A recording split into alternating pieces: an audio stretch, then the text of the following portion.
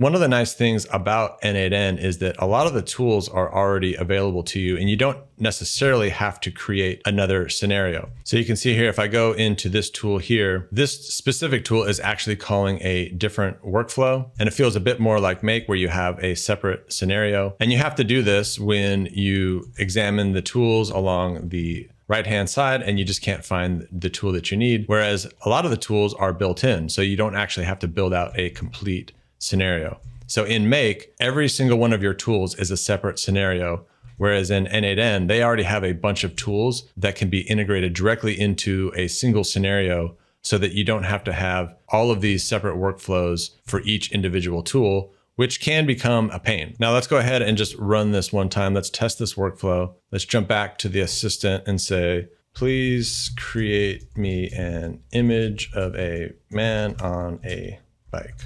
Again, this is much more visual in the sense that we can see the agent running. We can see that it's generating the image. When it's done with the image, we can see that it's now going back to OpenAI to figure out what we should write back to Telegram. And then in this case, I had two different outputs. If it's a file, I actually download it and send it so that we actually get the image here. But the thing to note here is that it's just much more visual and you can see what's going on. Now, you can also come in here and you can see the exact output and how the agent was behaving. You can look at the logs and then you can go deeper into the agent and look at the memory. And then you can also look at prompts that were sent to OpenAI and then all the different steps all along the way. Using an agent is not just a linear action. And in Make, it does feel a lot more linear, even though you can tell that it's going back and forth and it's doing these different things. You just can't see it as well. And I think that's just because of the way the Make UI is designed. It's always moving from left to right, whereas in N8N,